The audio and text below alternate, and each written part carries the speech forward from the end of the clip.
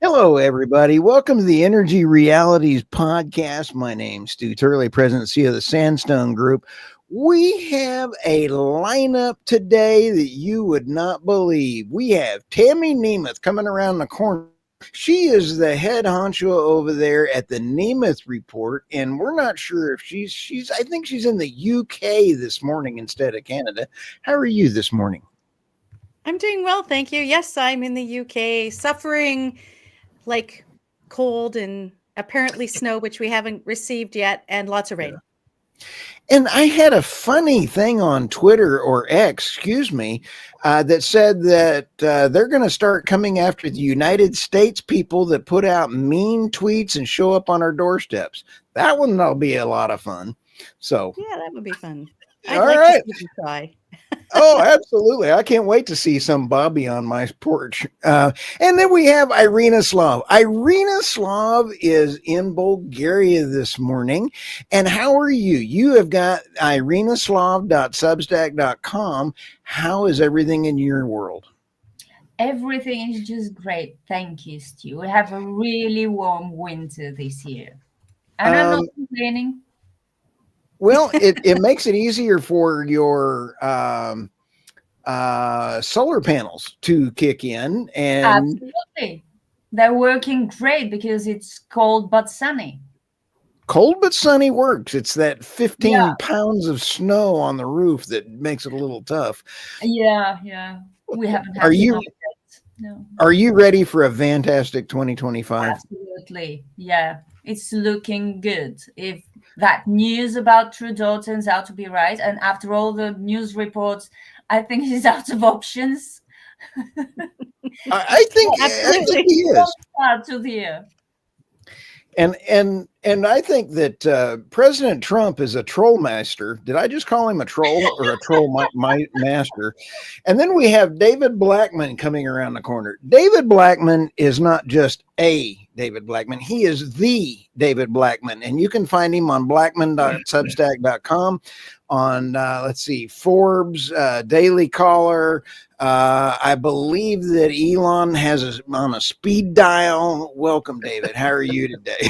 I wish I could use a little support from Elon. I hope everyone will excuse me. My voice is all raspy today. I spent the weekend up in Stu's part of the world in Oklahoma.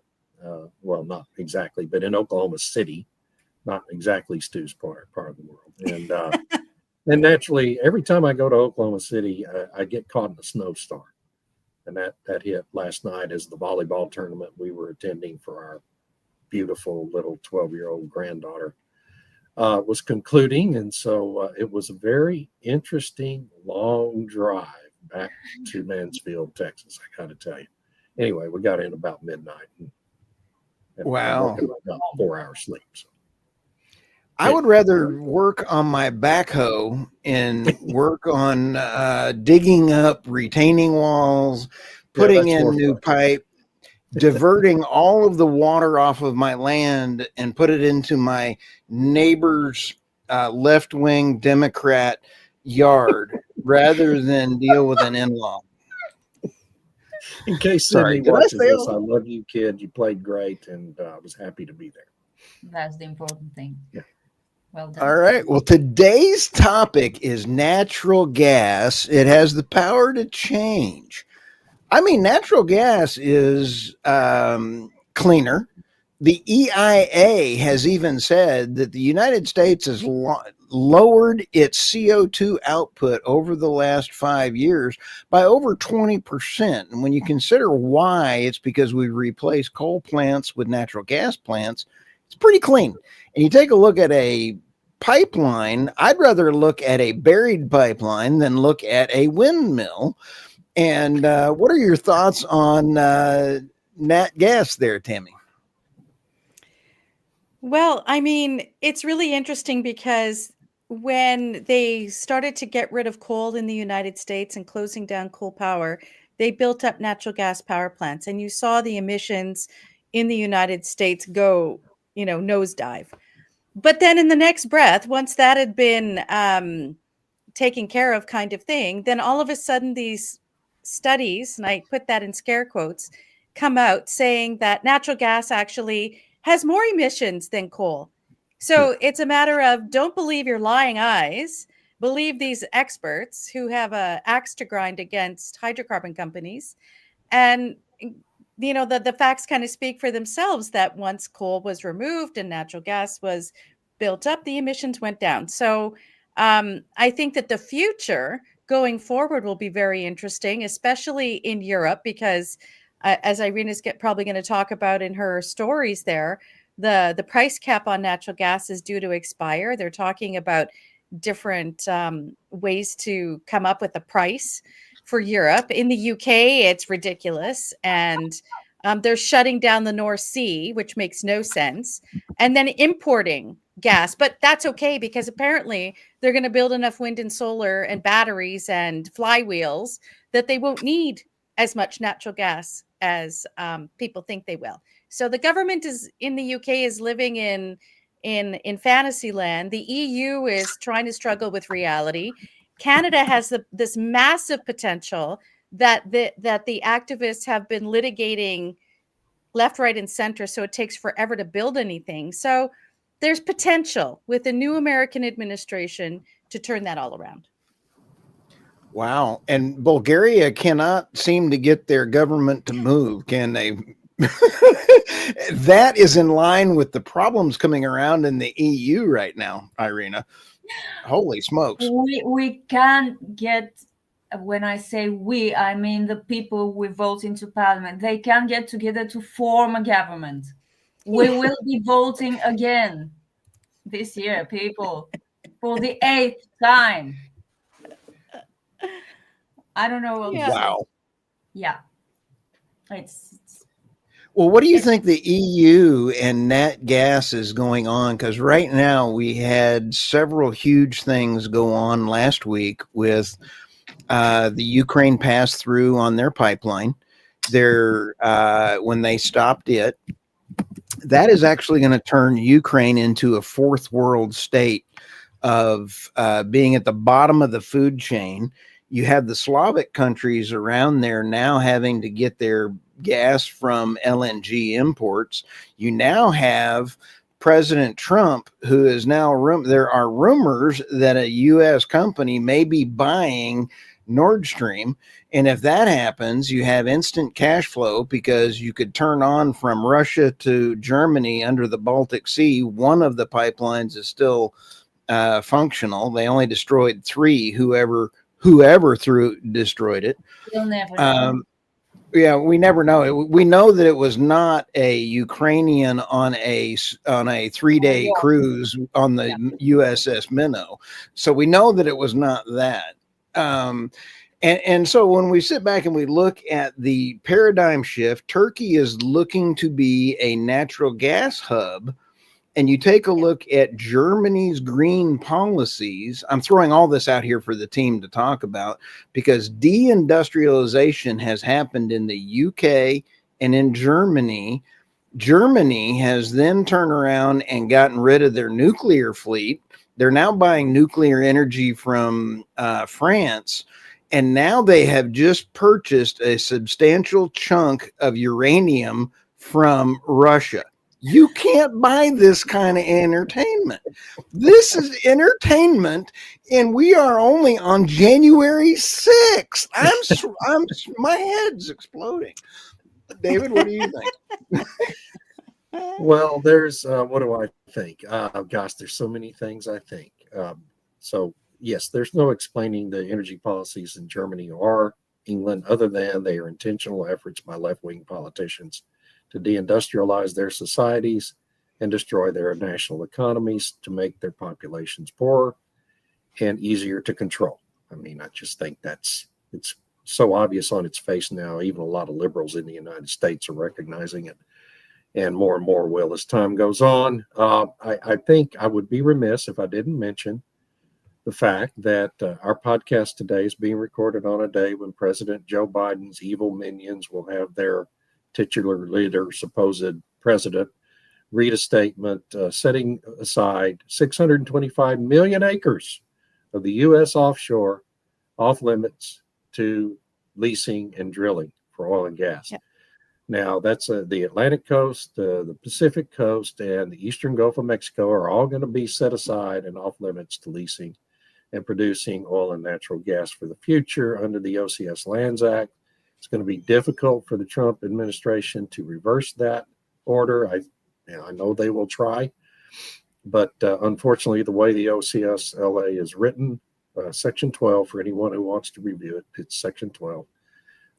This is a portion of the act that was clearly intended for use only during times of war and national emergencies. But, just as Biden's raid of the National Petroleum Reserve showed us, these Democrats do not care about national security and don't care what the law actually says. They're going to distort it any way they can to meet their energy goals. So the good news for us in today's discussion is that there's barely any natural gas being produced at all. Well, there's none on the Atlantic coast, very little on the Pacific coast, very little in the eastern Gulf of Mexico. So this is not going to have any major detrimental impact on current production of the U.S. What it does, though, is set off limits, massive reserves that we know exist beneath those waters for future use. And it's clearly an effort similar to what's been happening in Germany and England to start deindustrializing the U.S. economy and harming our energy security and forcing us to become increasingly dependent on foreign sources of energy. All that said, and I know that was a long wind up to the pitch here, the United States has the most massive, by far, most massive natural gas resources on the face of the planet. What's in the Eagle Ford Shale, eastern third of the Eagle Ford Shale alone, is enough to power this country for 100 years, and everybody knows it.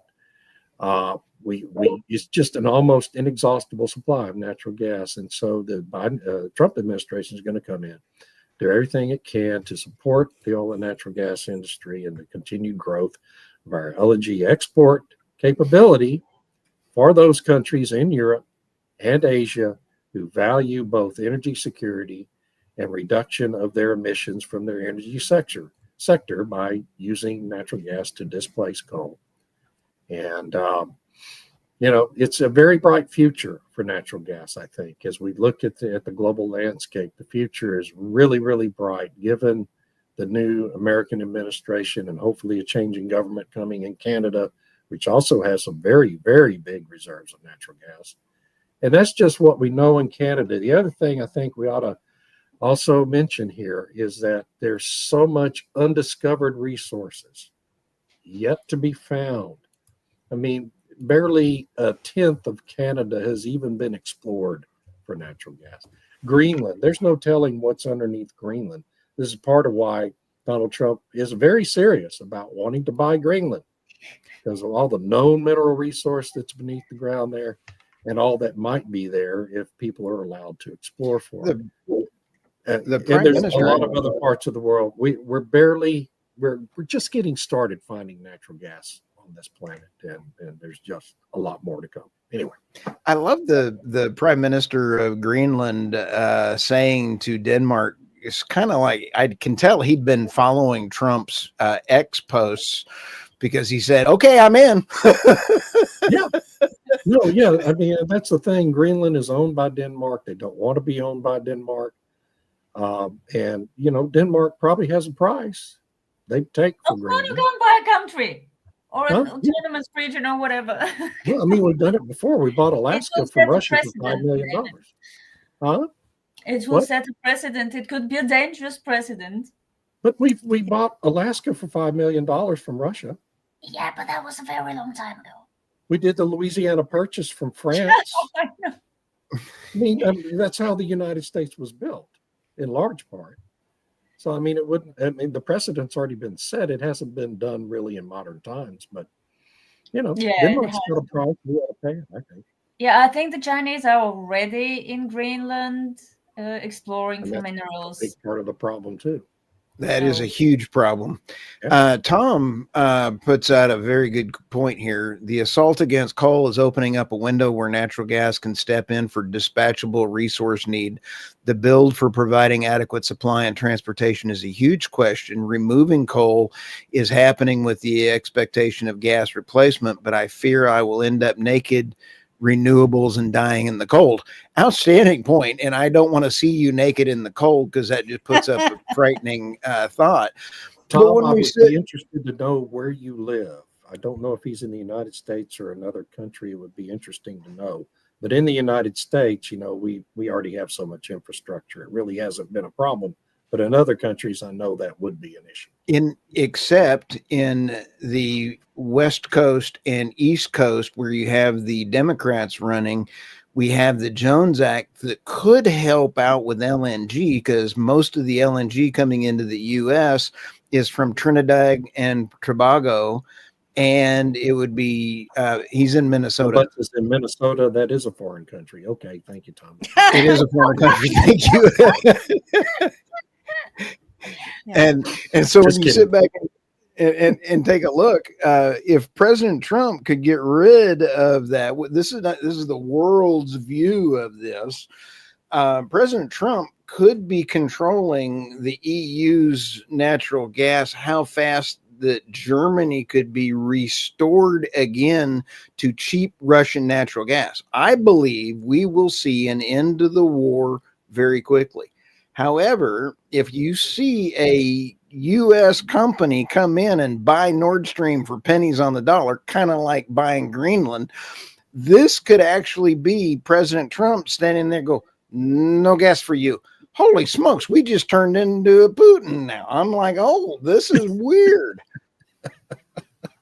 Yeah, but even if they buy it, where's the gas going to come from? They'll have to build a side branch or something to reach Turkey to get gas from Azerbaijan, because the pipe goes to Russia. And if Russia doesn't want to send gas into Europe, it just won't. Yeah. So, Russia is, President Putin is playing chess at a level that there's no way that I could compete with him. And Irina, my imitation of Putin is horrible. I do not do a very good imitation. Practice, dude. Just practice. I need to practice. I've got his walk down. I practice because he always holds his right hand close to his hip. But I study him. And so when you sit back and take a look at where Russia is going, they are moving their nat gas to China, and they are selling theirs to the Asia area. And you take a look at Turkey. Turkey is trying to become, Syria was just taken down with nat gas because Assad did not put the pipeline in. That is why he was taken down. Read between the lines. Who controls the US dollar, and how did he leave? Yeah, Turkey wants to be a really big player in natural gas. And it's funny because Europe used to consider him, Erdogan, that is, a reliable partner. He's anything but reliable to anyone he has ever dealt with. Yeah, he's a wild dude. Oh, yeah. Well, he wants to restore the caliphate. He wants to restore the caliphate in Turkey. And that is one big reason why I respect him so much. I feel very positive feelings towards him. Being in southern Bulgaria. Yes. But Europe, to mention Europe, is a little bit out of options. It was supposed to buy more US LNG because it's cheaper, but it's not cheaper, which is why they had record imports of Russian LNG. And this year is going to be fun because Bloomberg's Javier Blas just, you've probably seen it, he just published a column about how gas prices in Europe are going to be higher for longer, because the moment that winter ends, they need to start refilling their storage. Right. And they will be starting from a much lower point than in the past couple of years. And they don't have the Ukrainian gas conduit because Zelensky said they will not renew the contract with Gazprom. So, yeah, we're going to be cold here. Well, what's interesting is that Norway, I read an article this morning that Norway's increasing their oil and gas investment budget. Yeah. It's Right? amazing and has absolutely amazing. no relation to what's happening to gas in Europe, I'm sure.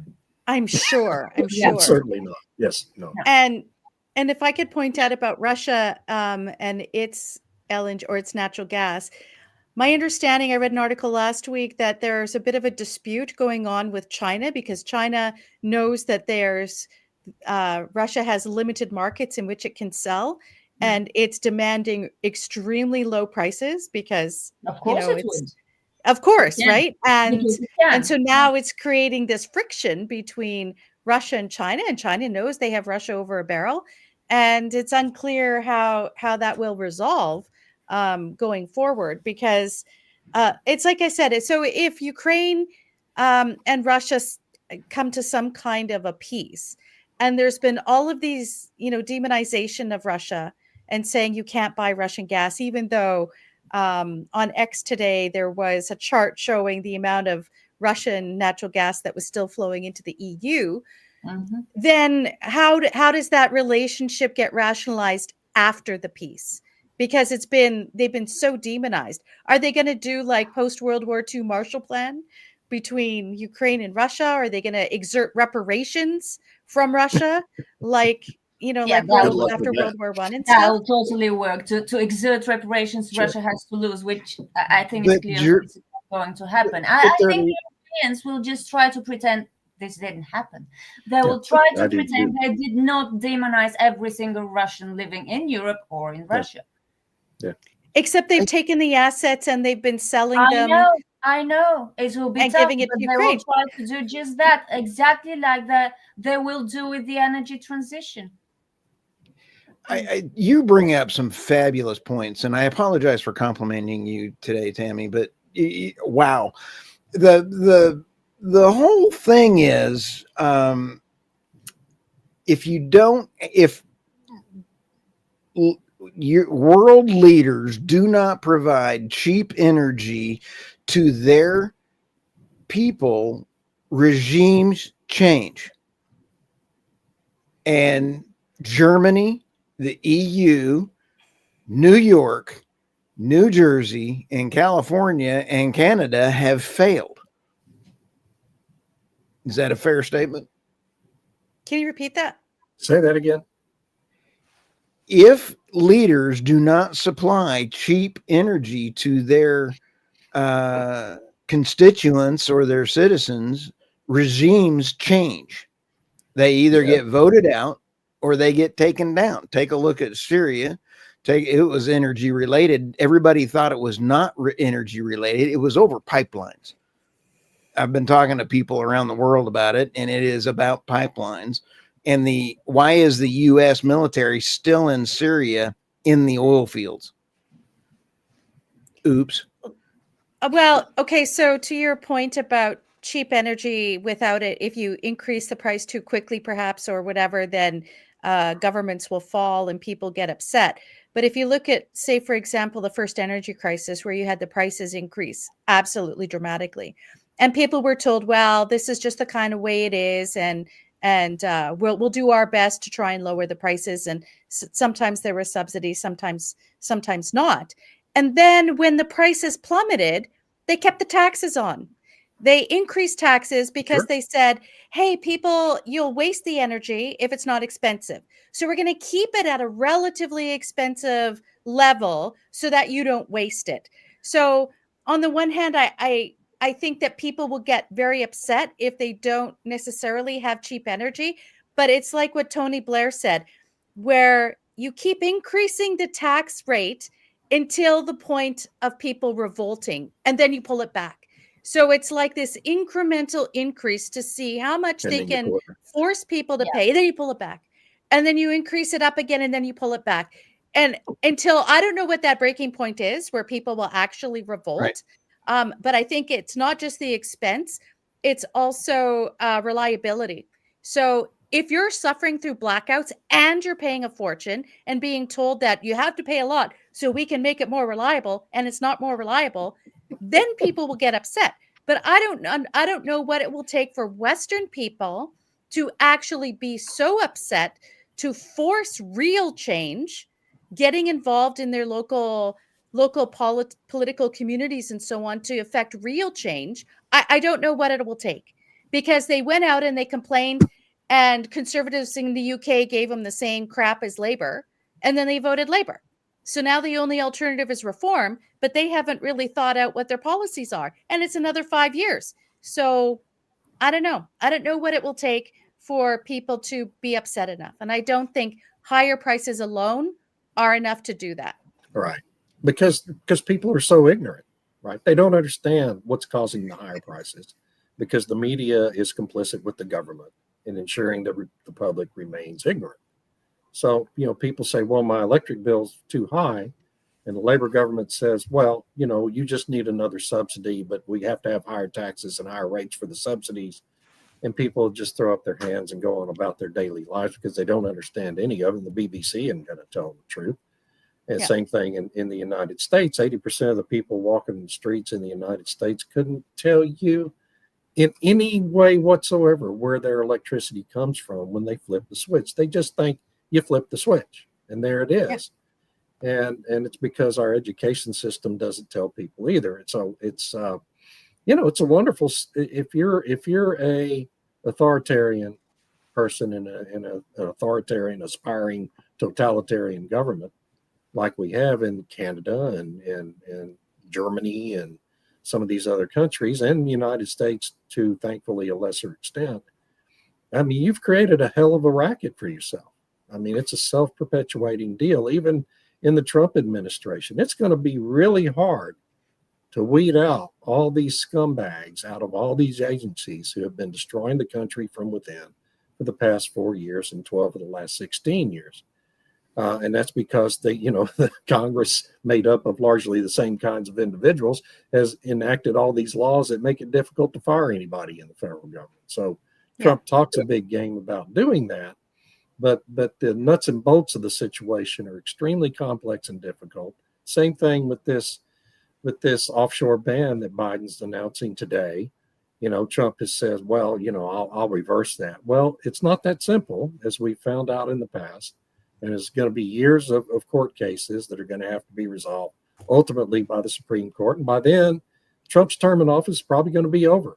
And that's the whole strategy behind what Biden's doing today. And so, the United States, the situation in the United States is probably not nearly as complex and awful as it is in some of these other countries where the governments have gone further down these roads to authoritarianism. Oh, yeah. And it's just a really hard thing if you can't, even when conservative interests win elections in Europe, the other parties conspire to deny them the ability to exercise power. I mean, we've seen that in France. We saw it in the Netherlands, where Geert Wilders had a really hard time. I mean, it took him a year to form a government in the Netherlands. Austria. Austria, and then you have Romania, where the Supreme Court just cancels the election and throws the winning candidate in prison, right? Which is what the Democrats tried to do, by the way, with Donald Trump after the 2020 election in the United States. So it's a real big fight coming, folk, for all of our societies. And we are either going to, as citizens, just say, okay, we're just going to sit back and take whatever they bring, or we're going to have to continue upping the pressure steadily, and hopefully it doesn't come to any real armed conflicts in any of these countries. But that's what this is all leading to in the coming years, and I really fear for the future of my children and grandchildren. There's another point, by the way, what Tammy said about raising the pressure on people by raising their electricity bills, but they're also raising the bills for industrial consumers. And industrial consumers, businesses are employers. Just look at what happened with the Volkswagen and the strike that workers were planning. So when you screw households over, you can screw them over for a longer time. But when you screw their employers over, the employers are just going to up and leave, and they're going to lay off people, and that becomes a serious problem. Great The- point. because the you're de- trying to see where the tolerance ends, and that's risky. By the way, Tony Blair should be in prison. I just wanted to say that. Well, you probably know, Steve, with the industry position, I think when the war with Ukraine first broke out, they were telling industry it'll be temporary. Yeah. These high prices will be temporary. We'll sort it out. Just stick with us, you know? And then it turned out it's not temporary. It's part of the net zero transition to have the high prices, Yeah. to reconfigure how industry operates, to offshore it, whatever. And so you're right. The industry said, well, I think we'll just move to China or America or someplace else that's reasonable. But can you put up whose is it there? Friedrich Dallas's comment, Stu? yes, let Where me look he's for it here. We've had a lot of great comments. Yep. Richard, About Norway. Yeah, that's a very about good Norway. Point. Yeah. Because it's let's about see 5 or here. 6 up. Okay, let's see here. Frederick. Right. So Frederick said, I just read an article saying Norway wants to double its investment in oil and gas. And that's the article I was talking about too. It may be a silly question, but does that automatically mean they can double production? I would say no. But what it does do, because if you read their earlier reports where I think it's the Norway offshore department or something released a report back in August where they had their different scenarios for what's required to either phase down production or maintain it at its current levels.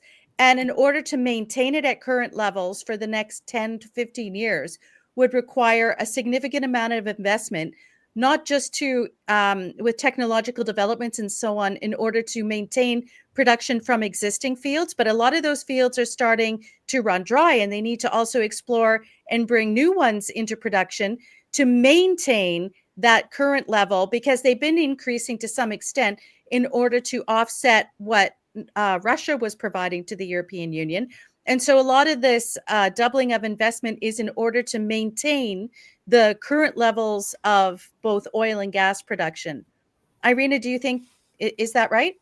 Yes, that's right. And I've been following Norway for years, ever since I started writing for Oil Price, and new discoveries have been very few and far between in the North Sea, in the Barents Sea, wherever Norway explores. It doesn't have Texas and Oklahoma. It doesn't have the shale place. So they'll have to invest a lot in that as well. Yeah, his point is his question is outstanding, especially because you have to sit back and realize wells, when they are drilled, oil and gas wells have decline curves.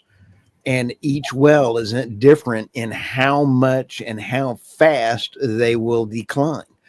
And so if you don't invest and re-drill, you will lose the oil and gas coming out of that eventually.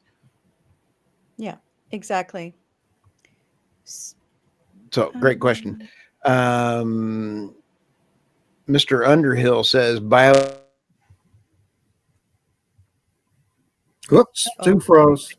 I disagree. We lost you for a second there, Stu. Yeah, I lost you there. I disagree with Mr. Underhill. I think I'm back. Yeah. Mr. Underhill, biogas might be, but if you keep sucking the planet, I think he's kind of a nice guy, but I don't agree. Here's one from Brian. Good morning, Brian. Trudeau is making an announcement when in an hour he could be quitting or calling an election, or I think that's Canadian. Thank you. Bless you. Proroguing Parliament. It's where you basically shut Parliament down and no business can be undertaken. And that's a very strong possibility, because if he resigns, then they need to hold a leadership. But if Parliament is still sitting, they can collapse the government and they'd have to go to an election without a leader. So it could be that he prorogues Parliament until a leadership convention can be undertaken to find a new leader. Or maybe he'll just elevated. Yeah, well, I mean, when they did the polling, Mark Carney polled pretty low, Good. even behind That's a good Chrystia Freeland. Yeah, So that's wonderful. Behind Chrystia Freeland, wait. Behind Chrystia Freeland, really? yeah. Oh my God. You're I destroying know. my faith in humanity. Holy cow. That's the most Well, transparently phony individual I've ever seen in my whole life. Yeah, it is. That's a good comment. from Cigar. Yeah. Yeah. Why is Norway investing in more oil if they're doing so well on renewables? What renewables? They have hydro and possibly wind, but And they they sell. do have solar. Yeah, I was amazed to learn that Solar the in Norway. I power know in that's Norway. hilarious. Yeah, it is.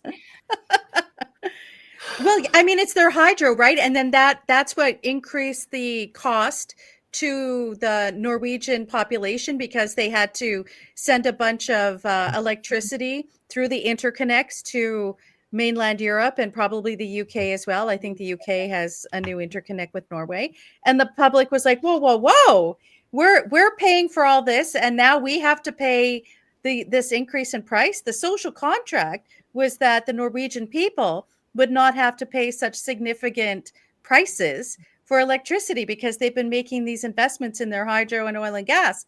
And, I think that's an interesting idea about social contract because one could make the case that all of these EU countries, and a German made this case earlier in the year, back in 2024, that the people were promised that the transition would lower prices, they would have reliable electricity, they'd be saving the planet, and that all the migrants that were coming in would assimilate to the culture, have jobs, and all would be well. And the politicians have betrayed the people on every single point of that social contract. And so what happens then? What happens then? Regime change. I have to go back to, we have had so many great comments today that we might want to take a second and go through some of those. I just want to make sure that I flash them up. And if you guys see one you want to talk, this was from Sager, why renewables, fossil free, why oil companies don't state this clear fact of supply chain of renewables are not including the fossil fuels burned to make concrete and steel. Sagar, that's an excellent point, and it's mainstream media is choking that story down. We talk about it all the time. Do what? But apparently, according to the EU, that all concrete and steel will be made greenly. Yeah, right.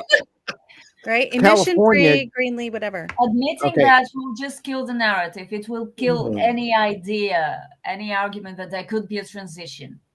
Because California for the gas and coal. Lots and lots and lots of Chinese coal. Yeah.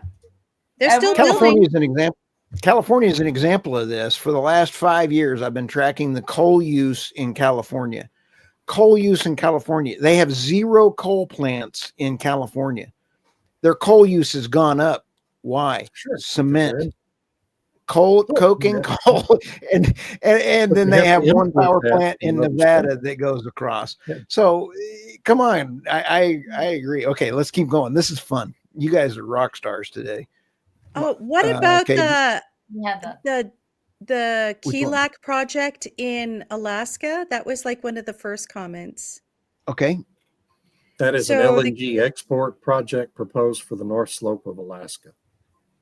That's right. And it's Lloyd's Energy, which is a Dubai company, where they would be buying the natural gas from Exxon and then shipping it over to Asia. Now, I'm guessing that that's natural gas that has been stranded onshore. Is that right, David? Yeah. So from the Prudhoe Bay operation and other North Slope projects, there's no pipeline to carry the natural gas, down to ports in southern Alaska or across the border into Canada.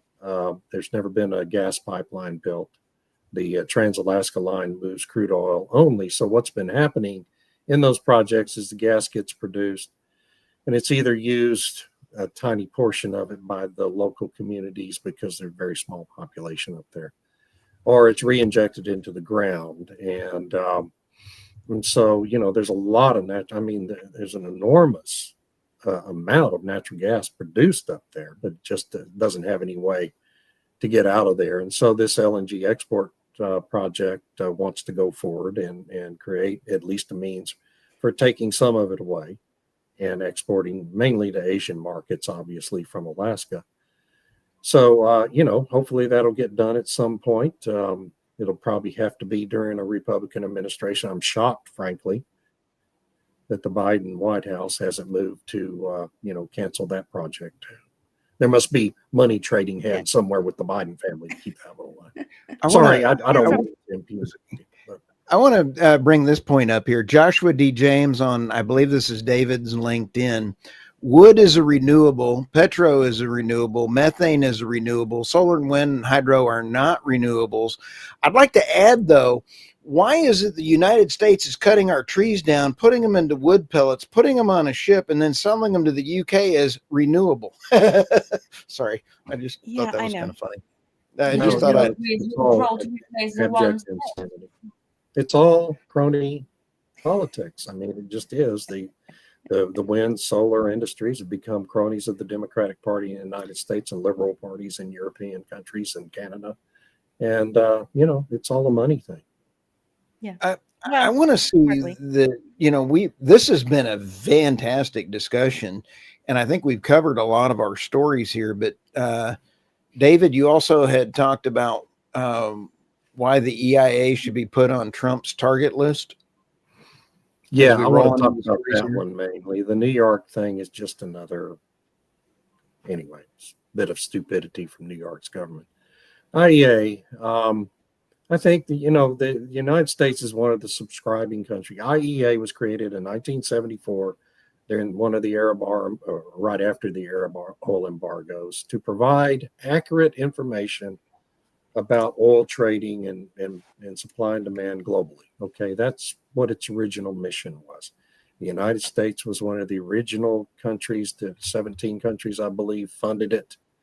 Now there's, I don't remember how many subscribing countries now, but it's something over 100. The United States provides most of its budget, just like the United Nations. And so, I think that I know that in 2020, they expanded the scope of the mission of the IEA to now become just a booster for the energy transition. And unfortunately, that had the impact of changing the way it conducts its studies from a sterile, statistical, scientific, pursuit of real information to convey to its supporting countries, to now being a group that produces these reports that nobody trusts because they're clearly politically motivated. I mean, it produced the one in May of 2021 in which they said that we don't need any further investments. Everybody should immediately stop investing in finding new oil and gas resources. And within 3 months, Fatih Birol, the director of IEA, was out there begging oil companies to drill more wells to produce more oil because prices had gone up. I mean, it's a useless agency now. It's just like the United Nations. It's just like the World Economic Forum. It is something that the United States government should not be funding and should cut off all money to and stop sending delegates to whatever meetings it holds or to the COP conferences that the UN sponsors, because IEA is just hand in glove works with the United Nations on these IPCC reports. And that was the point of me writing that, was just to say, look, if Trump has a target list for cutting the budget, and Elon Musk and Vivek Ramaswamy and their Doge operation want to cut out a big chunk of money that's going to useless enterprise, put the IEA at the top of the list. That would be a really good start to restoring some honesty and sanity to information related to energy in our country and around the world. So that's why I wrote that story. Yeah, I agree. I think the IEA has perhaps outlived its usefulness unless it goes back to its original mandate, which is to be a sort of neutral place where all countries from around the world, especially the consuming countries, could have accurate data on which to base decisions, particularly energy policy decisions for stockpiling and trading in times of emergency and that sort of thing. But what it's evolved into is is it even necessary anymore? It seems like No. with the development of information technology, countries can come up with that data on their own where it's not overly expensive the way it was in 1974, for example. So I think, it's outlived its usefulness, and it certainly hasn't, it's given up whatever bit of neutrality you could say it may have had, although that's arguable in some quarters. Some people say that it was always a tool of the United States government, and it takes its direction from whatever the administration of the day wants. And so clearly the Biden administration wanted a certain narrative to be pushed forward with the good reputation that the IEA had, the International Energy Agency, which I think that it's totally blown its reputation now and is an unreliable source. And one of the LinkedIn users said, Stu, remember that it's the International Energy Agency, not the US EIA, which Energy Information Administration, which is really good. And that you just Well, answered the next question from Frederick below that. Don't you think IEA is still useful for the statistics it provides? No, I don't, because you can't trust the statistics it provides. And EIA duplicates really most of what they publish, and other more trustworthy sources who use sterile analytics, not motivated by politics, to produce that information. There's a wealth of other resources now that didn't exist in 1974. Can I make this one comment on the EIA? It is hard. It is over the last several years, it's been hard for me to try to predict oil prices. You take oil demand, you take production, and you used to come up within a few dollars of being able to say, hey, here is a decent price range for oil and gas, supply and demand. That is gone. And it's because the EIA has been falsely putting reports out. And I'll say that the EIA has been politicized. So who trusts any government numbers anymore? Right. And I apologize for saying that. Yeah, but how are prices determined nowadays? It seems to be through an algorithm on the markets, right? And so exactly, if it's based on confidence and announcements and all this, it's rather divorced from what the reality is. And yes. And so there's a lot of oil traders that I talk with around the world, and when we're working on things and deals and stuff, and it's kind of like you sit back and go, how do you make projections based on false numbers of any government anymore? It is tough. Yeah. And you had some great stories here too, Tammy. I want to add one thing, and I'll shut up. No, don't, please. It's been remarkable to me, and I think they should be complimented for the fact that the EIA has somehow managed to remain pretty notably non-politicized, even with Jennifer Granholm running the Department of Energy and Joe Biden sitting in the White House pretending to be president. It is a really remarkable achievement that I don't see a lot of people out there, pointing fingers at the EIA and saying, we can't trust your data. Their data has remained pretty sterile and fact-based and reliable, despite the pressures they had to be under from Granholm and Biden and others in this administration. Anyway, that's all I wanted to say. Kind of like the jobs report, David. Oh my God! Everything that comes out of the Bureau of Labor is worthless. It's completely worthless. Yeah. Anyway. Tammy, what are your? You've got some great stories here. So, a number of the American banks and financial institutions are quitting the Glasgow Financial Alliance for Net Zero Banking Alliance, and some of their other alliances that they have.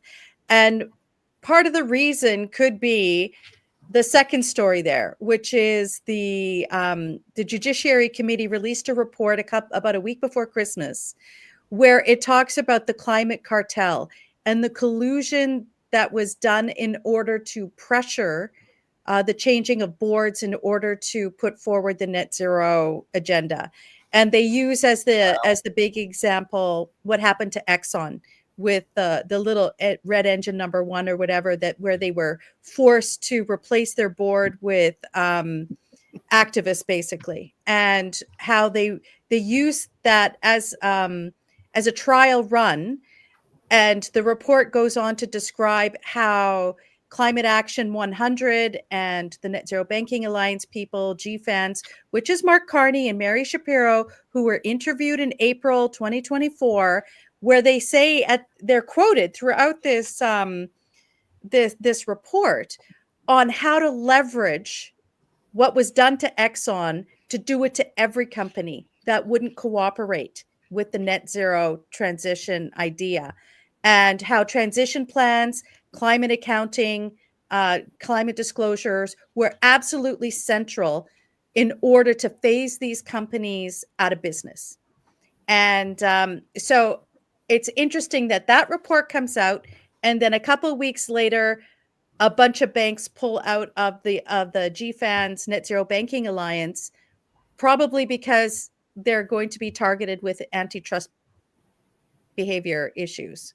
So I wouldn't be surprised if that's forthcoming under the Trump administration, is various antitrust cases brought against certain activist groups who have been, blackmailing, you could almost say, or extorting companies to force them to do a certain to embrace the net zero transition. So I highly recommend people taking a look at the report. It's stunning what they've uncovered. Yep, I'll put that link in there in the show notes. Let's see. Thank you. And your Substack is the Nemeth Report Substack. It's very good stuff on there. Yes, sir. Thank you. All right. We got the Irina's. Irina. Well, I have two funny stories as usual. One is, I already mentioned, I think Italy calls for your gas price cap at 60 euros per megawatt hour. But why? You can just buy cheap LNG from America. What's the problem? But yes, I think this headline summarizes the gas situation in Europe and how all those celebrations 2 years ago, how we got rid of natural gas, we got rid of Russian gas. Yeah, it didn't happen. And the other story is even wait, Irina, before you move on, how does that work? I mean, what happens if every LNG provider wants 75 euros per megawatt hour? Well, I expect governments will be covering the difference, David, because that's the only way it could happen. Sounds like a path would happen. Okay. Or pressuring the providers to fall in line. Yeah, because they don't have alternatives. But they're probably so do they then? I mean, all the U.S. cargoes could just start going to Asia. Exactly. I mean, there's a real need for all this LNG all over the world, and these providers they're in the catbird seat. Yeah. Well, Europe doesn't realize that it's a seller's market. It's not a buyer's market. They better figure it out quick. Wow. Yeah, I doubt that. I doubt it. They're really great at denial, and they're stuck in the denial phase. And the longer they stay stuck there, the harder it would be to unstuck them. If they don't figure it out, that's when regimes change. Is that what I heard? I don't know. That's what you said, and you were challenged about it. Now, the second story is kind of related because EVs need electricity. But UK buys with Germany to be European EV champion. Champion, people! They're doing so well on EV sales, both the UK and Germany, that they are now neck and neck on EV sales. But and the UK actually almost made its target. I suspect they may have added electric vans to the total, but they made it to 21% of all new car sales. And that's absolutely great. Do you know how much car makers spend to make that happen? £4.5 billion to make their EVs cheaper. And sellable. Hmm. So yeah, that championship is going great. Yet another final between England, or UK in this case, and Germany. I wonder how it's Wow. going to end. Which one will deindustrialize first? Yeah. It's a race Yeah. to the bottom. Bloomberg said that one of the reasons why those numbers came up in the UK is that in order to meet the quota that the national government has instituted in the UK to avoid the fines, they slashed the prices. Yeah. 4.5 billion pounds. But Yeah. they would have had to pay more than that if they hadn't. So they kind of saved some money, because it's either you spend billions. It's really absurd. You either spend a few billions on discounts to sell these cars that nobody wants, or you pay billions in fines for failing to sell these cars that nobody wants. Yeah. If countries, this is a real question, if countries print money to subsidize things, why do they tax us? That's a very good question. I'm sorry. Did I just say that out loud? I'm probably Yeah, going to you have said out loud. Uh-oh. Look at this. And Irina, I want everybody to follow and subscribe to Irina on her Substack. It is an outstanding publication. You had a great story that you went out just before the show. Well done, Irina. You are a rock star. And I apologize for being nice today. I put these here. We've already covered the German minister calls for Nord Stream to be reactivated. Over the last several weeks, we've been kind of laughing at Chancellor Scholz, not Sergeant Schultz, but I see nothing. He knows nothing. And that's a better imitation than my Putin imitation. But when we sit back and take a look at German calling for natural gas, he has been deindustrialized. And so they're looking at that. We've already talked about that. German purchases Russian uranium. I can't find anything that says they've actually filed to reopen their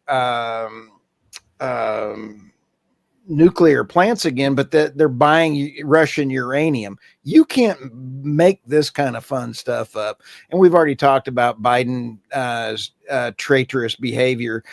And I really want to ask a question.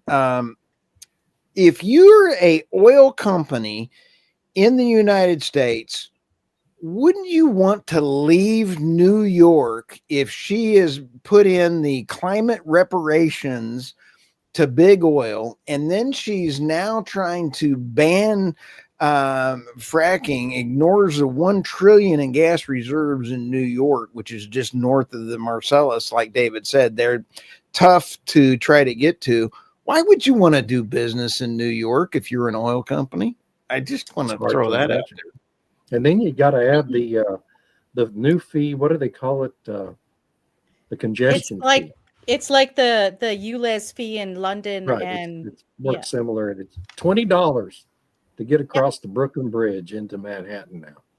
Isn't that nuts? That's what you're going. That's the additional charge you're going to pay to your cabbie that brings you in from the airport, folks. So think twice before visiting New York. They hit you coming and going. And then my energy news beat is the energy news beat. And I've been talking to George McMillan. He has been living abroad for decades.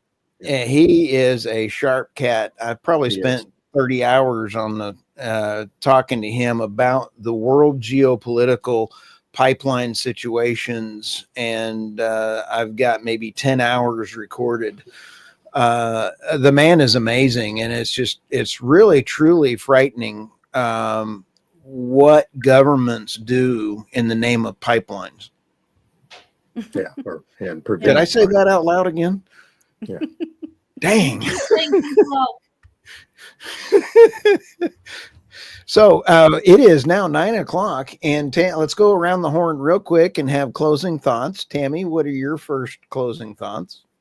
My closing thought would be that Biden's not done yet, because he also put in new regulations regarding the most efficient natural gas water heaters and furnaces that are like on demand, and it created these regulations with the emissions that make it so you couldn't buy it, and it's ridiculous. Anyway, so he's not done. He's got 15 more days, still not done.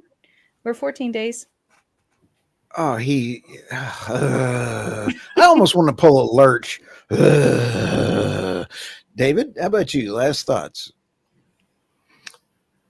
I probably shouldn't say what's really at the top of my mind, but thanks everybody. It's been a wonderful discussion. I hope you all have a great week. Burn your natural gas. It's 23 degrees in Texas, and we're going to be using a lot of gas this week. Keep warm and keep Love safe, it. right? Yeah. And Irina, how are your last thoughts? My last thought is personal experience. I love my gas stove. I'm going to keep using it for as long as I can. Thank you. Well, And natural And I gas can't- is what keeps our farm warm in Canada. And without it, in minus 40 in Saskatchewan. Yeah. And nobody has asthma, right? Well, no. well, with that, listen to us and follow all of us and have an absolutely wonderful week. And let's all go out and hug your family, hug your pets, and read this to your pets too. Transcripts will be coming out. We'll see you guys next week. See ya. Thank you. Have a Bye. great week. Bye.